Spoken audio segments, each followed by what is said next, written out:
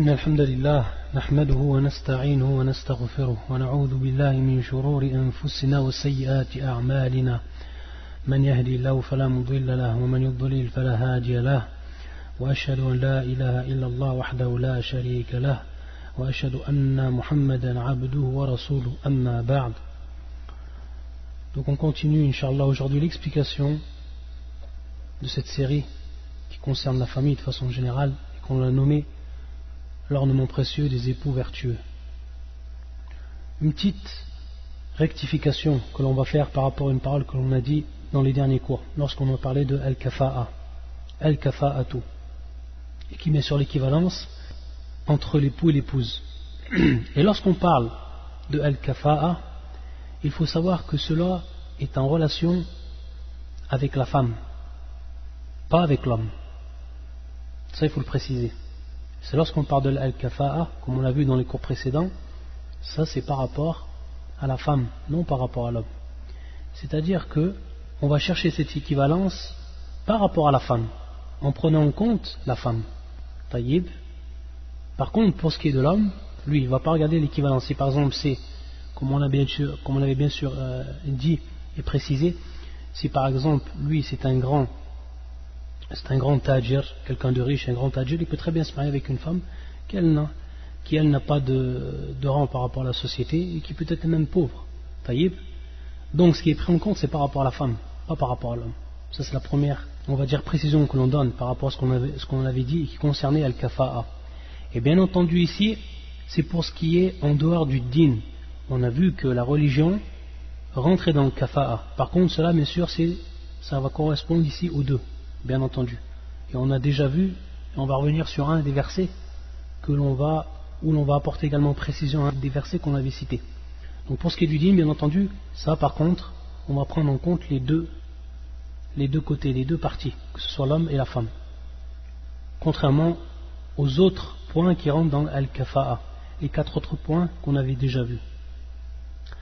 Rectification aussi qui est faite, pour ce qui est de la rectification, c'est qu'on avait dit que al-kafa'a, donc l'équivalence, elle était prise en compte chez les 3 madhab. Les 3 madhab. Et quand on a dit les 3 madhab, on a cité l'imam Malik et on n'a pas cité l'imam Abu Hanifa. Et c'est en fait le contraire. C'est-à-dire que lorsqu'on dit que al-kafa'a, bien entendu, pour ce qui est en dehors du din, pour ce qui est du din, tous sont d'accord.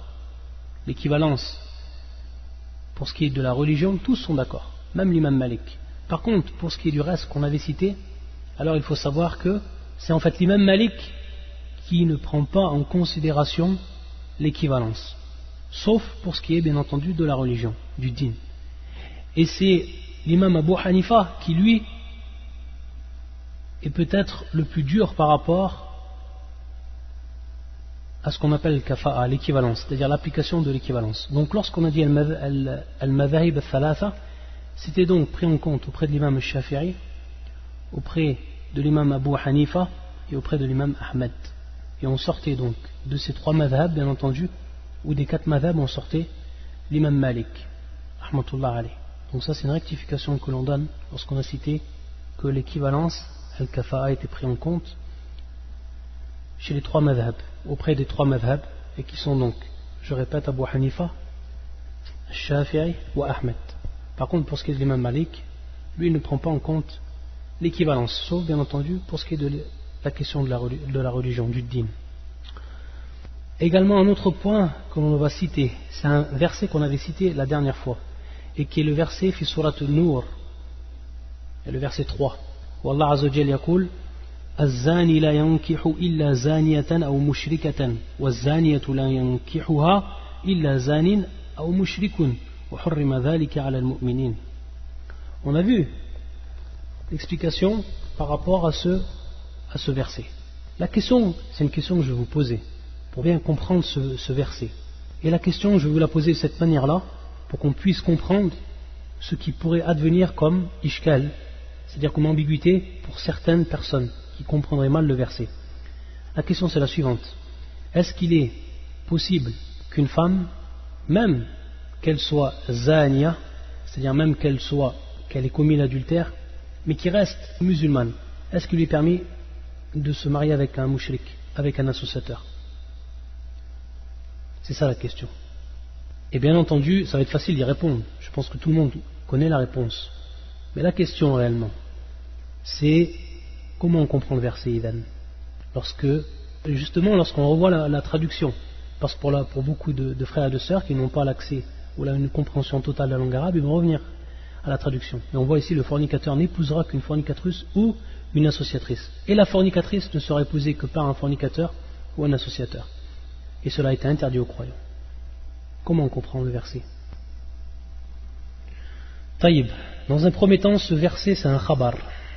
Dans un premier temps, une information. C'est comme ça qu'il faut comprendre le verset. C'est que dans un premier temps, c'est un khabar, comme l'a cité Ibn Kathir dans son tafsir. Yaqul hadha khabar min Allah. Donc c'est un khabar. Et l'information, donner une information, ne veut pas dire que cela est permis.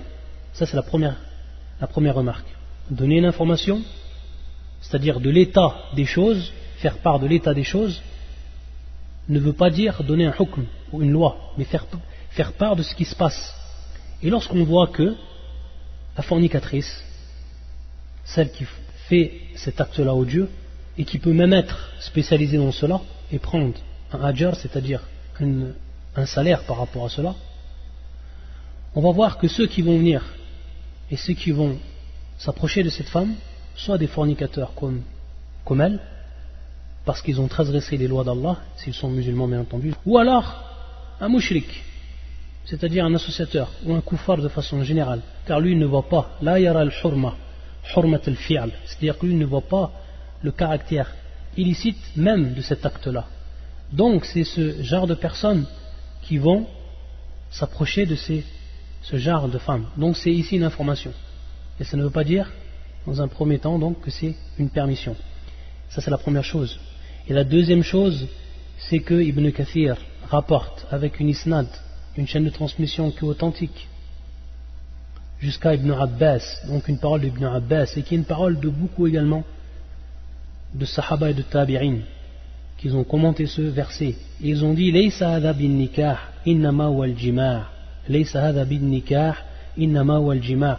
C'est-à-dire ici, ce n'est pas le nikah, c'est-à-dire que l'on comprend l'acte de mariage, mais c'est l'acte sexuel, la relation sexuelle en réalité, el-jima', ce que l'on traduit par el-jima'. Donc ici, comme on l'a dit, c'est une information, et ce n'est pas une information par rapport au nikah, par rapport à l'acte de mariage de lui-même, mais à l'acte sexuel, ou plutôt la relation qu'il va avoir entre ces gens-là.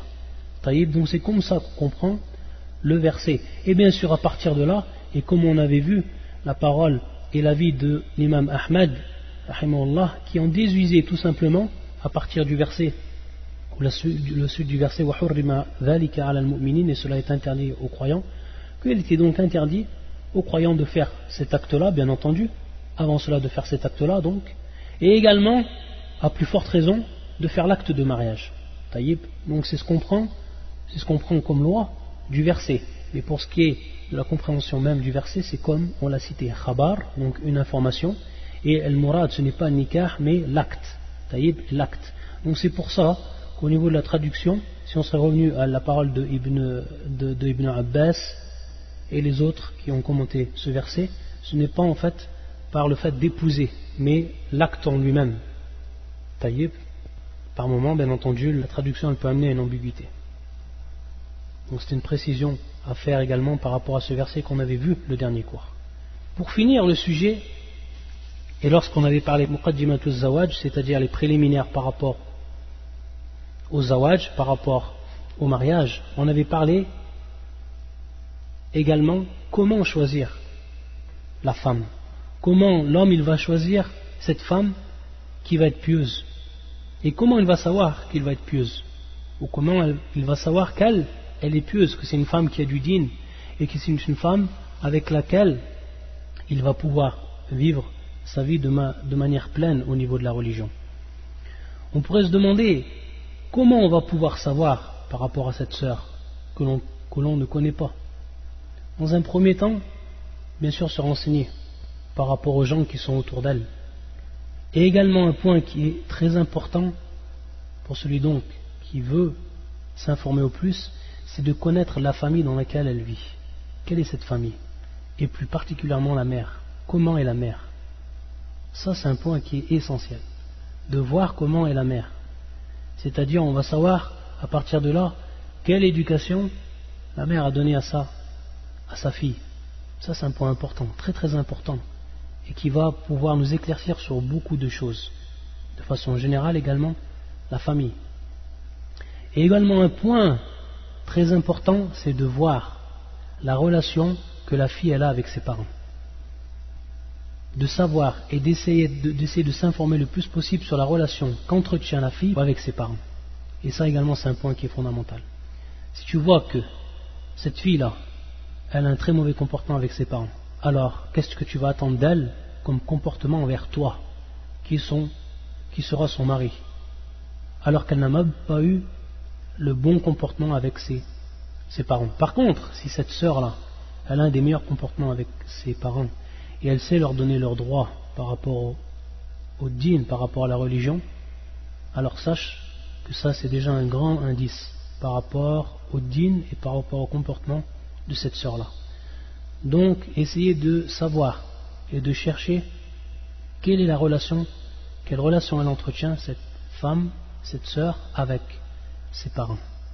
Ça également, ça va nous permettre d'avoir un indice fondamental par rapport à la réalité de cette sœur. Ça, c'est bien sûr quelques points avec lesquels on peut s'acquérir des informations nécessaires pour pouvoir ensuite se marier avec cette sœur. Et également, ce qui va rentrer dans cela, c'est-à-dire comment on va se marier avec cette sœur-là, ou qu'est-ce qui va nous pousser à se marier avec cette sœur-là, c'est un nadar, c'est-à-dire la voir, et voir cette sœur. Et ça, au niveau de l'islam, c'est ce qu'on va détailler aujourd'hui, c'est permis. Permis de regarder la femme avec laquelle on a l'intention de se marier. Et c'est ce qu'on appelle, lorsqu'on parle de la demande en mariage, c'est ce qu'on appelle al-khitba. Al-khitbatu bil kasra. Ce n'est pas zawaj en lui-même. Lorsqu'on dit al-khitba, ce n'est pas le zawaj, ce n'est pas le mariage en lui-même, mais c'est muqaddimatu zawaj.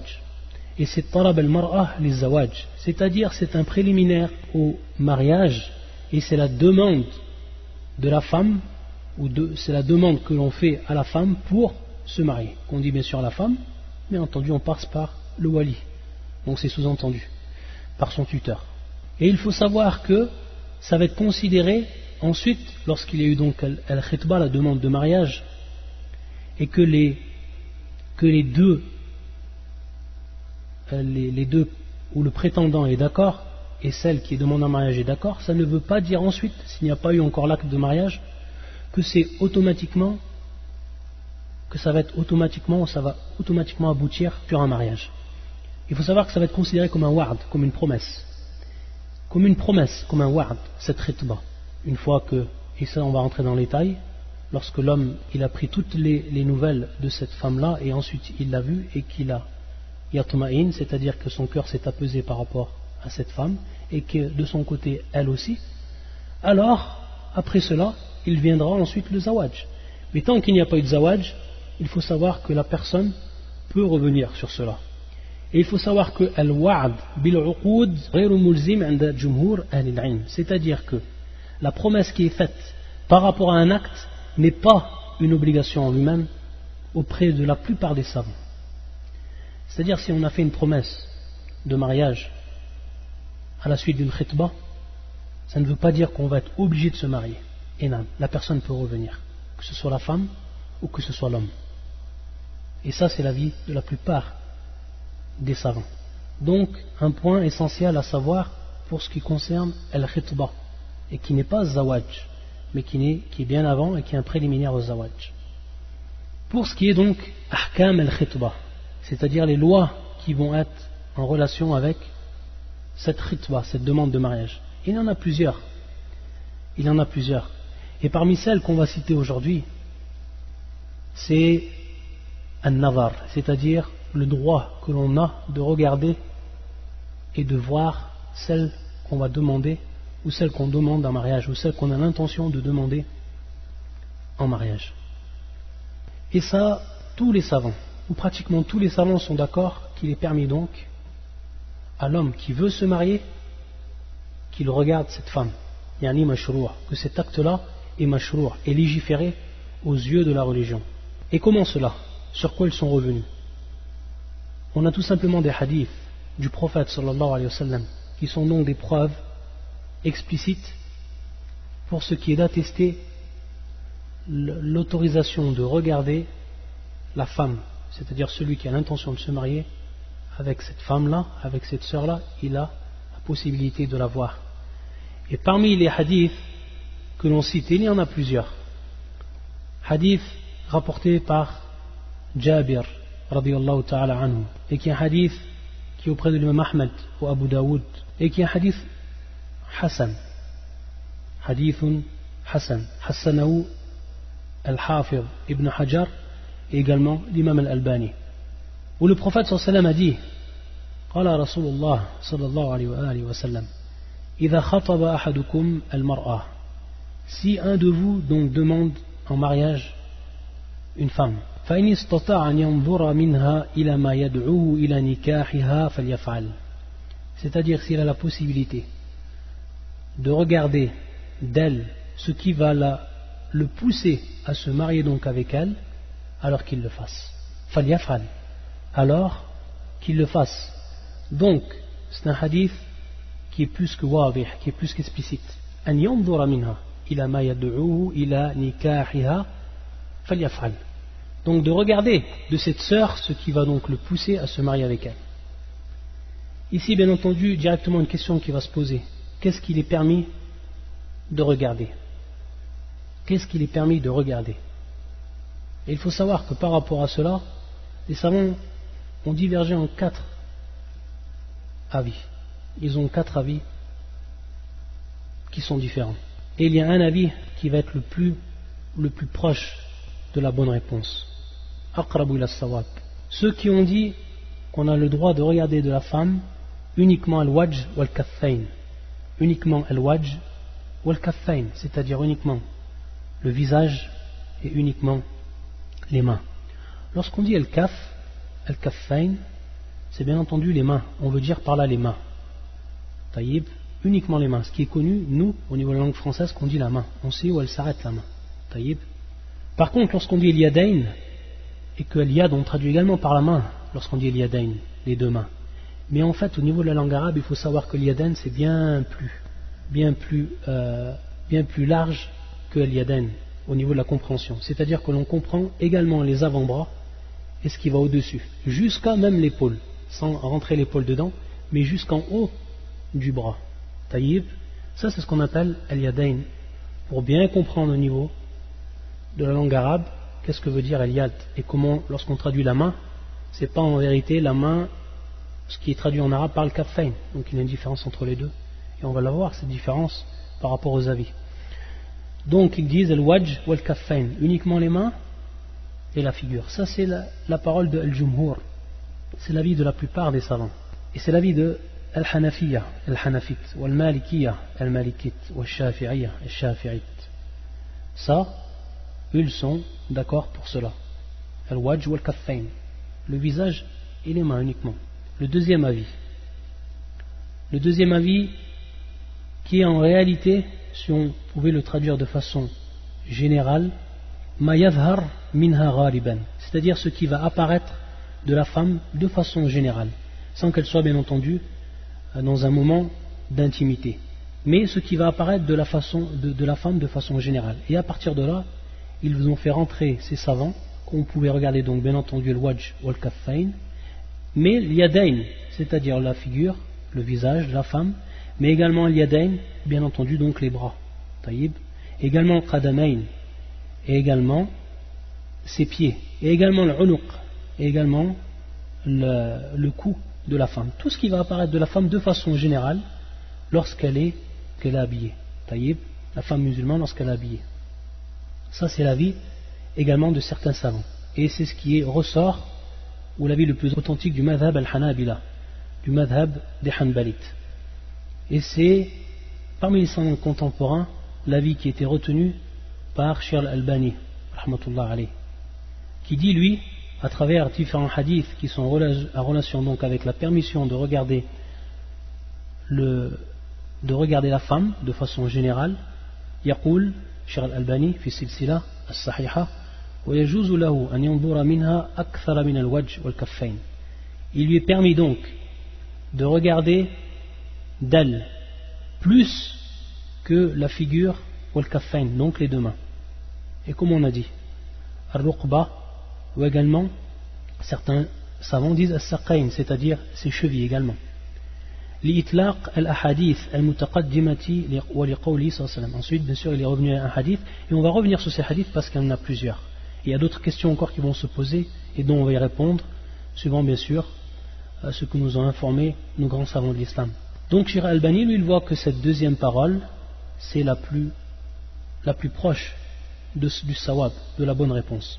Et donc, il est permis de regarder ce qui apparaît de façon générale, qui va être en plus, bien sûr, de al-wajh, de la figure, et de simplement des mains, comme on a cité précédemment.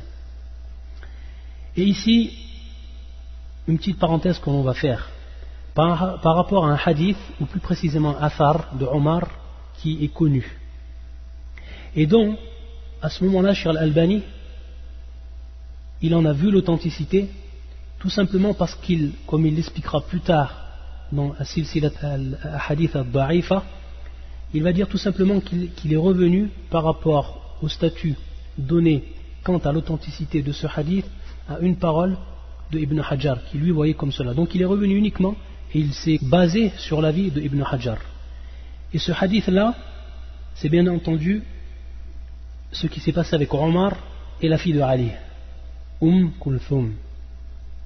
Lorsque il avait eu l'intention, Omar, de se marier avec elle, et que Ali l'avait envoyé auprès de Omar, Taïb, et que Omar, bien entendu, l'a vu. Et qu'est-ce qu'il a fait, Omar? Il a relevé donc légèrement la robe de Kulthum afin qu'il voie sa qayha, c'est-à-dire afin qu'il voie ses chevilles. Et bien entendu, à ce moment-là, elle s'était mise en colère.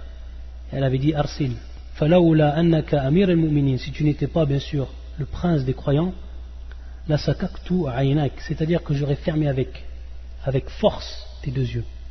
C'est ce qu'elle avait dit, en répondant à l'acte de Omar qui avait fait cela. Ensuite, Cheikh Al-Albani, il a étudié de façon précise l'isnad de ce athar. Bien entendu, ce athar, il a un isnad. Est-ce qu'il est authentique? Est-ce que réellement Omar il a fait ça ou il n'a pas fait cela? Il l'a étudié ensuite. Il est revenu en réalité sur sa parole. Sachant que ce athar, il est présent auprès de Abd al-Razzaq, Kadhalik Sa'id ibn Mansour. Il est revenu donc aux chaînes de transmission. Il s'est aperçu tout simplement que ce khabar, laysa bi thabit, c'est-à-dire que c'est une information qui n'est pas authentique. Tout simplement parce que dans les chaînes de transmission qui nous ont été remises, il y a une qita', c'est-à-dire qu'il y a une coupure entre les rapporteurs. Donc on ne peut authentifier. Et Cheikh Al-Albani n'a donc ensuite est revenu sur sa parole et a dit que ce khabar de Omar n'est pas authentique. Il n'est pas authentique parce qu'il ne nous est pas venu de manière authentique. Donc on ne peut attester cela de Omar.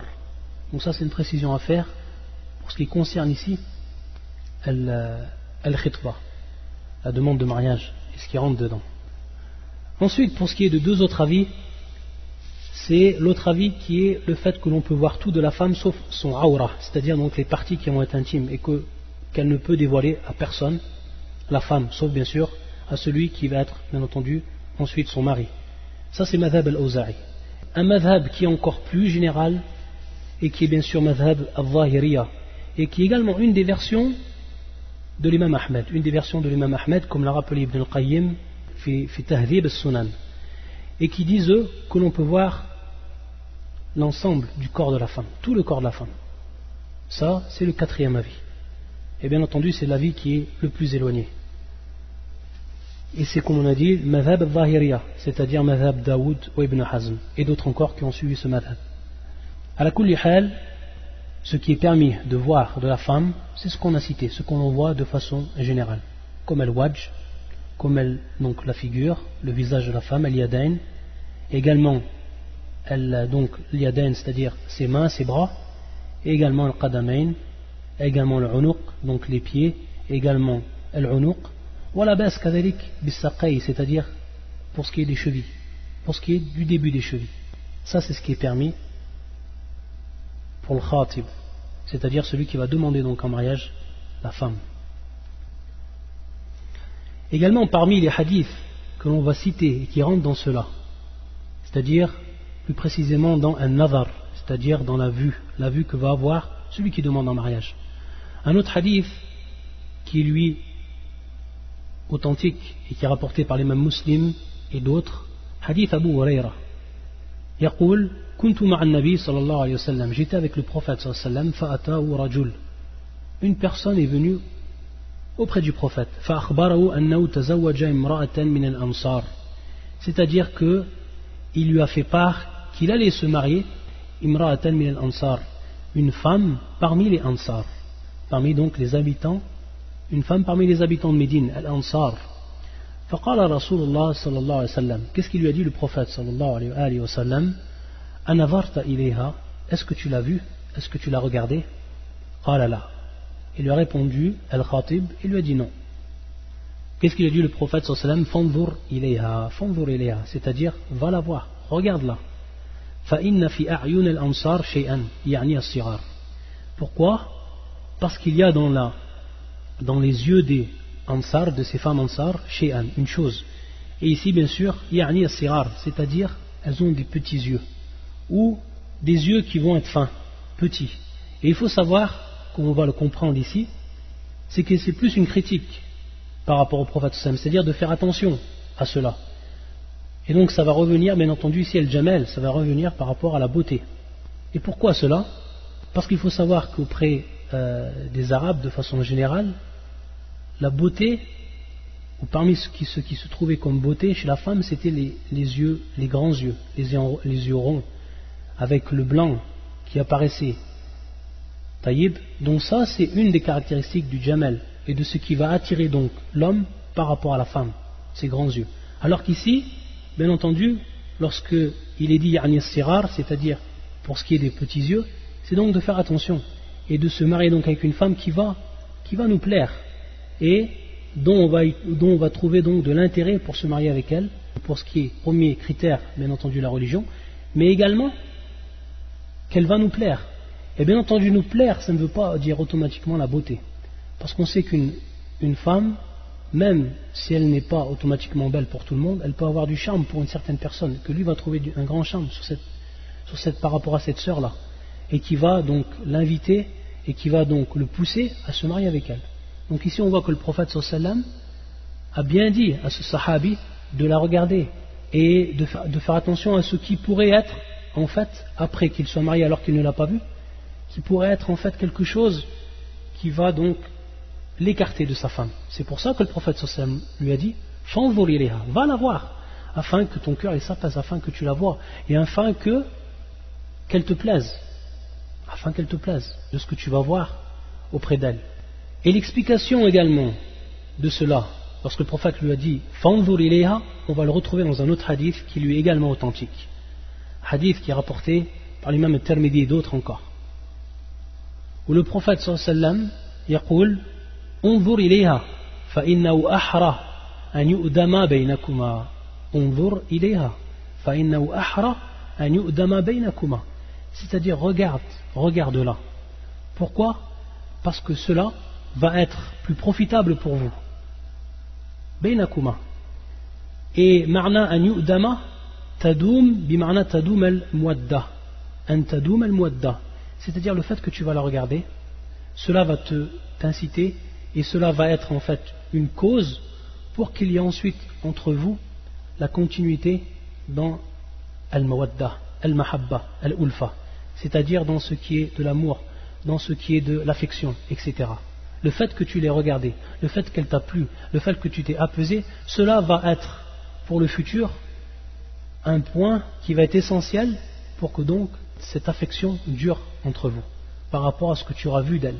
C'est comme cela que le prophète sallam nous a expliqué ici. Il nous a donné l'illah, il nous a donné donc la cause de ce qui était cité précédemment et qui est en relation avec le fait de regarder al-makhtuba.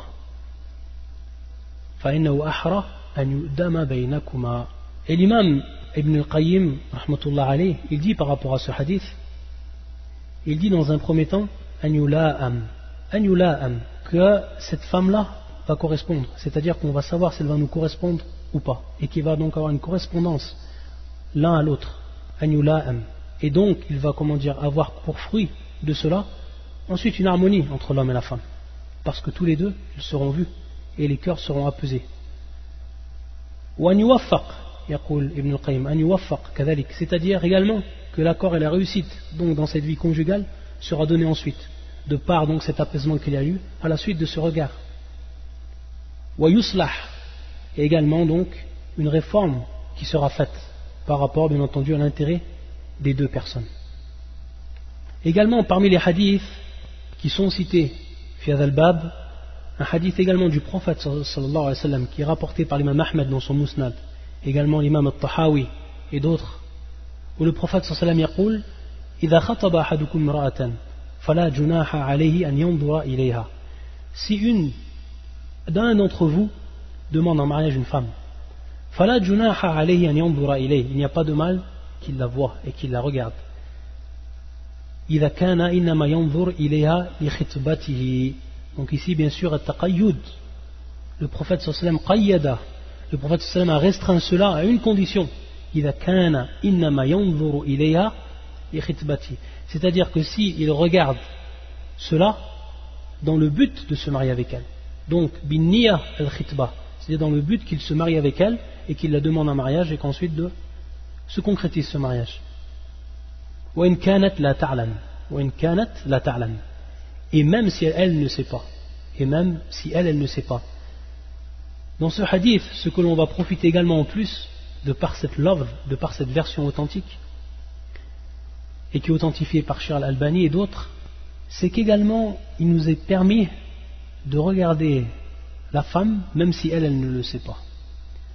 Si maintenant tu as l'intention de te marier avec une sœur, tu peux la voir en te cachant sans qu'elle sache que tu la vois.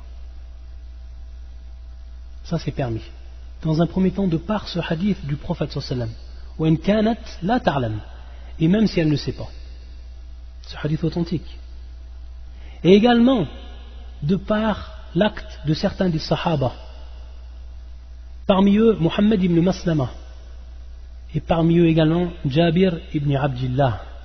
Ces deux compagnons, il était attesté que eux ils se cachaient pour voir donc la future femme qu'ils allaient épouser, celle qu'ils avaient l'intention d'épouser. Ils se cachaient donc pour pouvoir la voir sans qu'elle n'ait science qu'elle ait vue. Ça c'est permis. Et bien entendu à partir de là, on peut également comprendre par rapport à cela qu'à ce moment-là, lorsqu'il la voit, il va voir ce que l'on voit de façon habituelle, ce qui ressort d'elle, comme on en dit le wajh, les bras, etc. Et donc c'est également une preuve que l'on peut rajouter par rapport à ce qui était cité dans ce qui est permis de voir de la femme. Et c'est pour ça que Jabir radiyallahu ta'ala anhu kana yaqul qu'il avait demandé en mariage une jariya, qu'il avait l'intention d'épouser une jariya, c'est-à-dire donc une femme, fakuntu atakhabba laha, c'est-à-dire que je me cachais en fait afin que je la voie, hatta ra'aytu ma da'ani ila nikahiha wa tazawwujiha. Il nous dit donc Jabir jusqu'à qu'il voit, jusqu'à qu'il ait vu ce qui l'a poussé à se marier avec elle, et ensuite donc il s'est marié.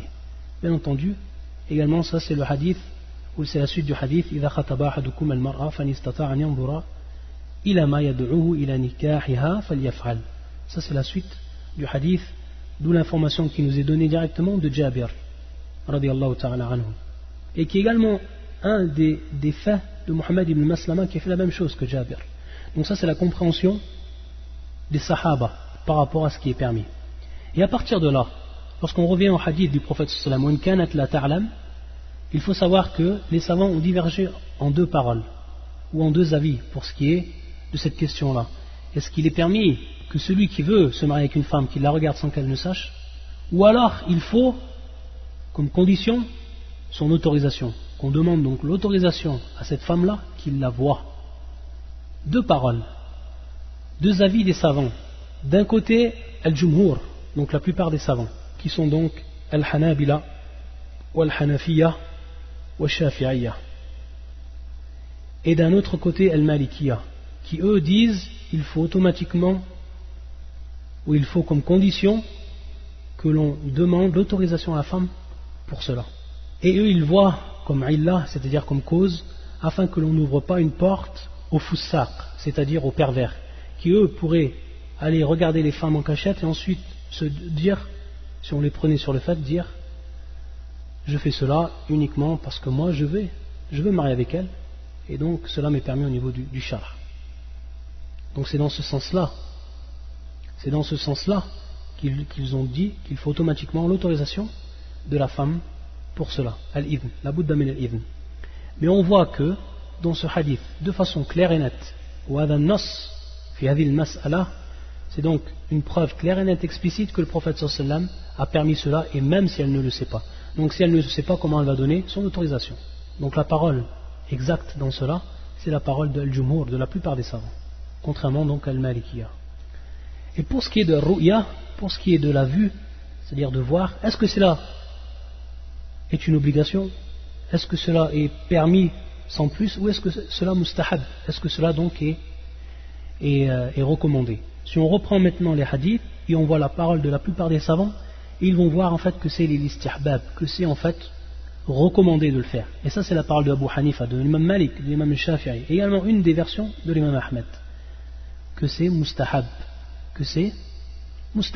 c'est-à-dire que c'est donc recommandé. Et même si certains savants, parmi la Hanabila et d'autres, ont dit que c'était tout simplement ici al-ibaha, que c'est tout simplement permis, mais qu'il n'y avait pas une forme donc de recommandation par rapport à cet acte-là.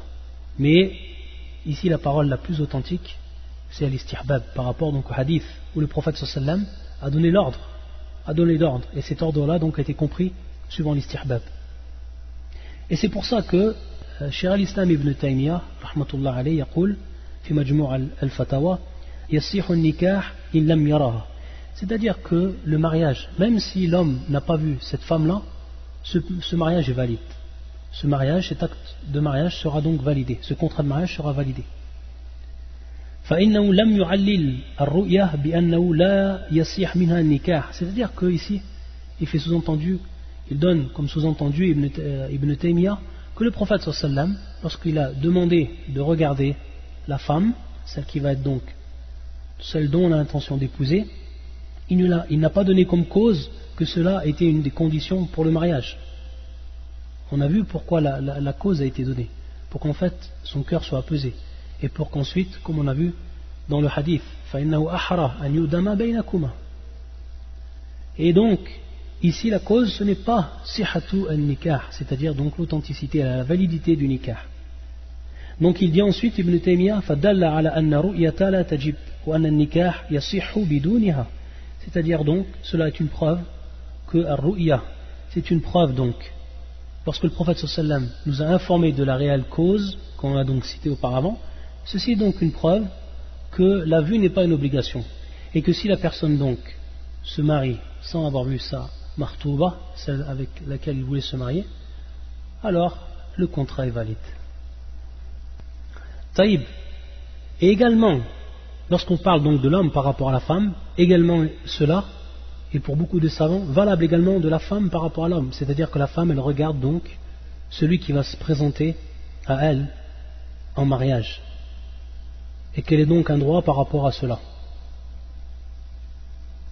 Et si on se réfère maintenant à la sunna du prophète sallallahu alayhi wa sallam et ce qui est advenu durant la vie du prophète sallallahu alayhi wa sallam, on s'aperçoit également ce qui est advenu entre un sahaba ou une sahabiya, qui étaient donc mariés, et qui est Jamila radiyallahu ta'ala anhu ou anha wa Thabit ibn Qais radiyallahu ta'ala anhu.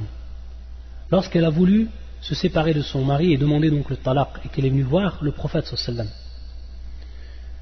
Et lorsque le prophète sallallahu alayhi wa sallam lui a demandé pourquoi ce talaq, yani pourquoi cette demande de divorce, et qui s'est transformée ensuite par ce qu'on appelle al-khul' au niveau du din, c'est-à-dire qu'il est permis à la femme, dans certains cas, qu'elle demande le divorce, et qu'ensuite donc elle donne en compensation ce qui lui a été donné de al-mar ou autre.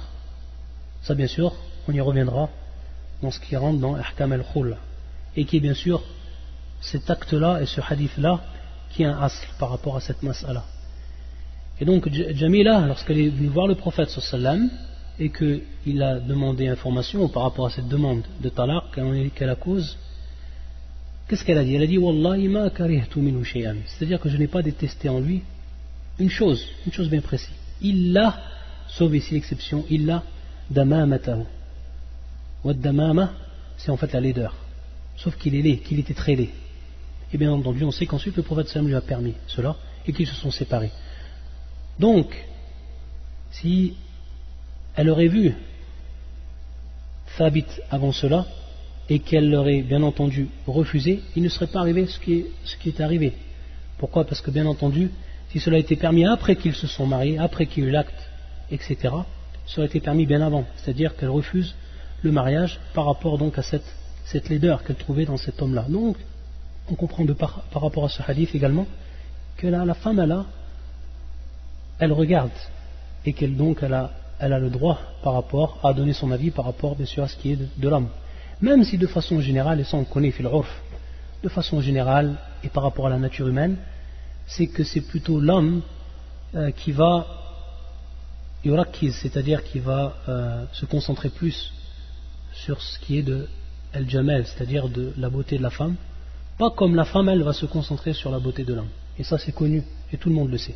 C'est pour ça que ce qui est insisté par rapport au dîn et de façon générale, c'est que l'homme il regarde la femme et que la femme dans la plupart des cas elle accepte le mariage si la personne elle est pieuse, et si elle ne trouve pas bien sûr il a hadd al-damama, c'est-à-dire que ça n'arrive pas à la limite bien sûr de la laideur que l'on pourrait trouver chez l'homme. Une précision également que l'on fait et que l'on dit, et ça c'est par rapport à l'adab, c'est-à-dire par rapport au comportement qu'il doit y avoir par rapport à celui qui va demander un mariage. Si maintenant il demande un mariage et s'il voit la sœur et que cette sœur-là ne lui plaît pas, alors il ne doit rien dire. C'est-à-dire il doit le faire cela avec adab, c'est-à-dire donc se lever, c'est donc une muqabala ou autre, et ensuite dire rien ni, dire Inch'Allah, je continue donc par rapport à la réflexion, et qu'ensuite ils disent non, mais sans citer une cause, si par exemple il n'a pas trouvé la sœur belle, ou etc., ou autre chose. C'est-à-dire que lui il ne doit pas parler en mal, et afin donc de ne pas vexer que sur la fille et la famille. Ça c'est également un adab qu'il faut avoir. Pour ce qui est également du regard, si on revient par rapport à cette question-là, le regard, on va voir malheureusement, ça c'est al-wasat. Et le din, wasatun fi kulli shay, c'est-à-dire la religion c'est le juste milieu dans toute chose. Et par rapport justement à ce juste milieu, on va voir qu'il y a deux genres de personnes qui sont à l'extrémité. Certaines personnes que l'on trouve dans certaines mujtamar, c'est-à-dire dans certaines sociétés ou dans certaines tribus, etc. Et ça revient bien entendu des moments al-taqalid ou al-urf, c'est-à-dire les habitudes, etc., qui ne permettent aucunement que l'homme puisse voir al-martouba. Aucunement, que c'est strictement impossible chez eux. C'est-à-dire que l'on va voir que certains pères interdisent que celui qui demande en mariage sa fille, qu'il la voit avant le mariage. Pour eux, c'est une interdiction, comme si c'était une interdiction auprès d'eux. C'est impossible que tu puisses accéder à la vue de la sœur, sauf après que tu sois marié. Et ça, en vérité, c'est contraire au dîn, c'est contraire à la religion, et c'est contraire au précepte, c'est contraire à la sunna du prophète sallallahu alayhi wa sallam. Fanzur ilayha, regarde là. Ça, c'est d'un côté. Et de l'autre côté, ce que l'on voit malheureusement dans ceux qui se sont rapprochés de par leur comportement au comportement des kuffars, c'est-à-dire que leurs comportements ont été si proches du comportement des kuffars, wallah al-musta'an, c'est que l'on voit que celui qui va demander en mariage, le père il va lui permettre de rester avec elle, et même sans une personne, sans dire sans mahram. Et bien entendu, ça peut-être on le précisera en ce qui concerne le muqabala, c'est qu'automatiquement l'homme, lorsqu'il s'assoit avec la femme pour la voir et pour parler avec elle sur certains points, ça c'est son droit, il faut que ça soit en présence bien entendu de mahram. Et il n'y a aucune exception faite pour ce qui est de ce sujet-là. Aucune exception. Pourquoi? Parce que les hadiths qui sont venus sur ce sujet-là, ils sont généraux.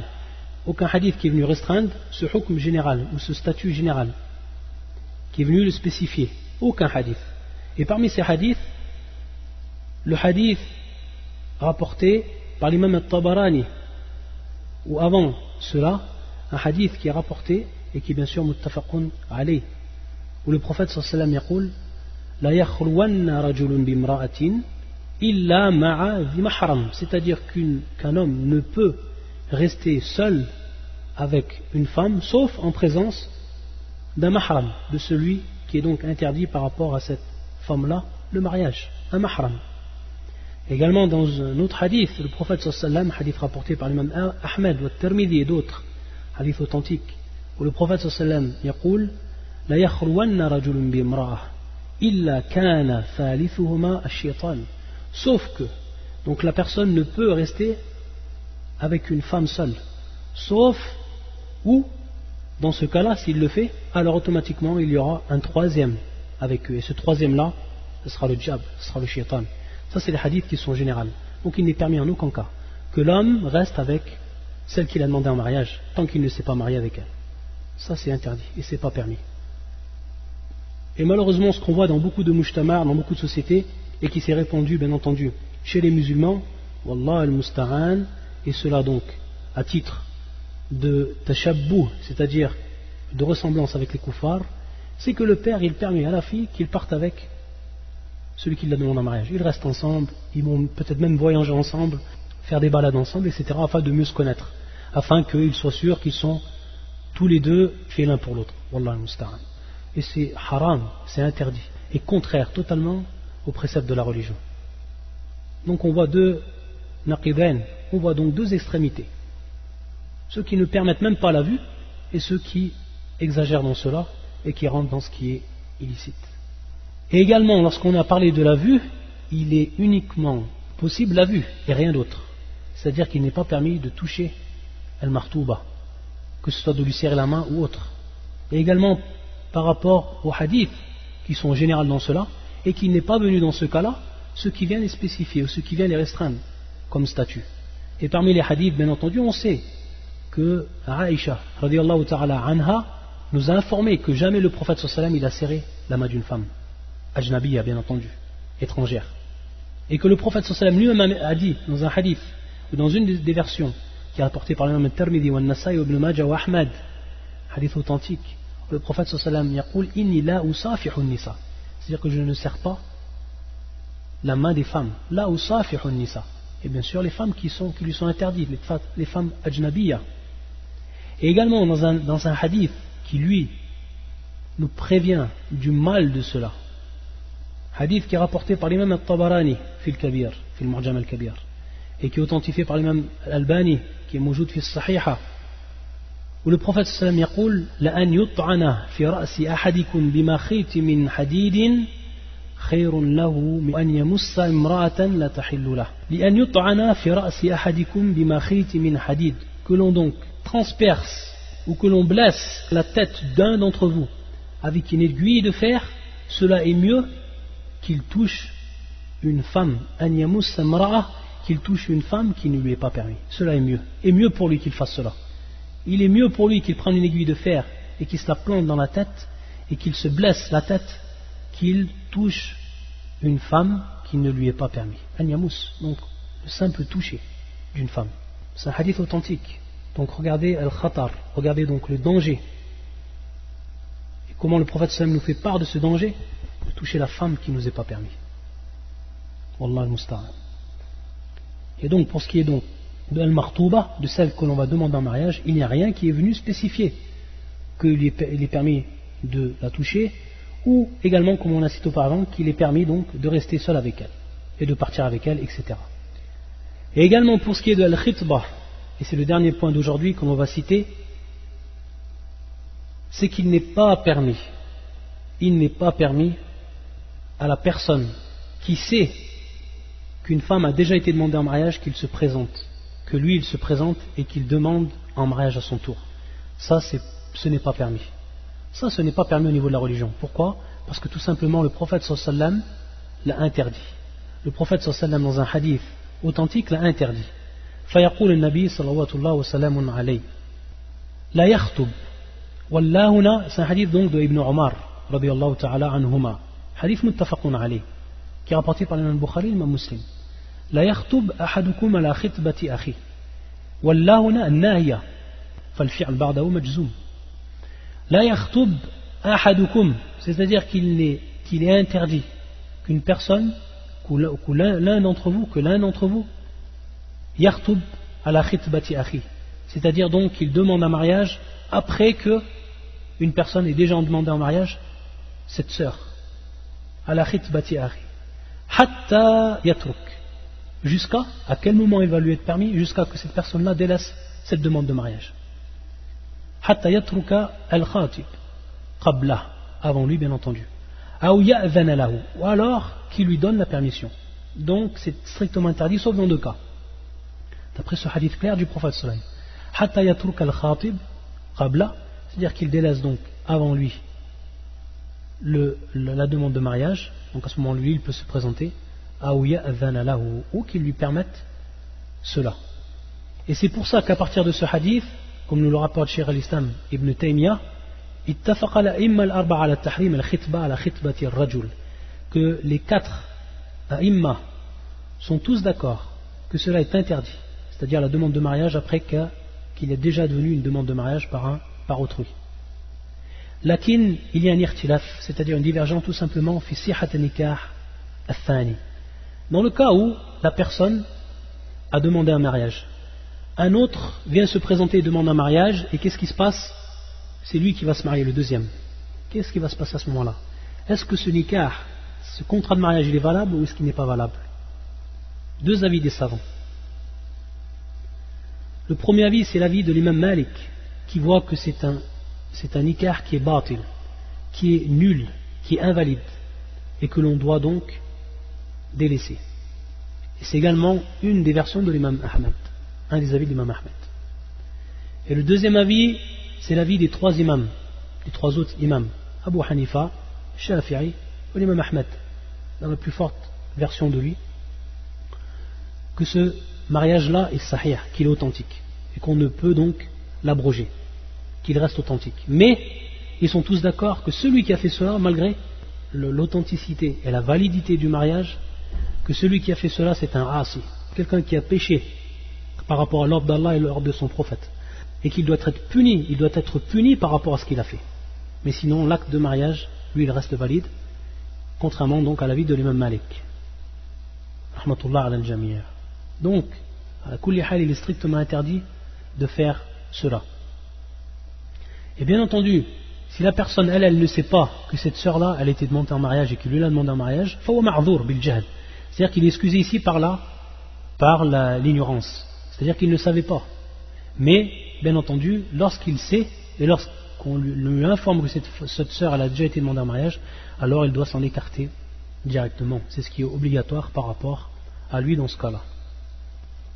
Taïb, une dernière question, Inch'Allah. On rajoute une dernière question par rapport à cela. Et c'est ce qui arrive des moments. C'est-à-dire, comme on l'a dit en introduction, et ça revient également à la khitba, c'est-à-dire qu'on demande en mariage la femme. On ne s'est pas encore marié.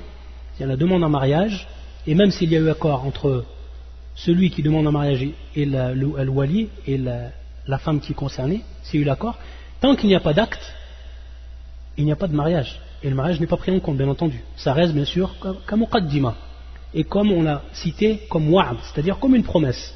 Et comme on l'a cité également auparavant, c'est que la plupart des savants, si après cela, une des personnes veut revenir sur sa parole, alors il a le droit et le mariage donc ne se fera pas.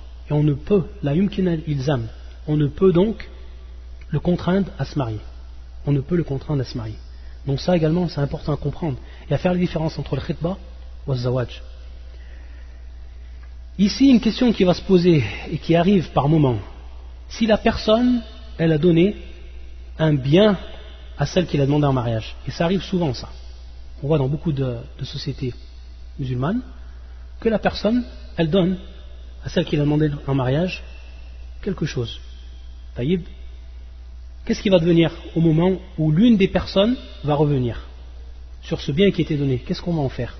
Donc ici il y a plusieurs cas de figure. Et c'est ce que nous citent les savants. Dans un premier cas, s'il a donné cela à titre de dot, c'est-à-dire qu'il l'a donné auparavant à titre de dot, avant même le mariage, l'acte de mariage, il l'a donné à titre de dot. Ou alors s'il l'a donné à titre de cadeau.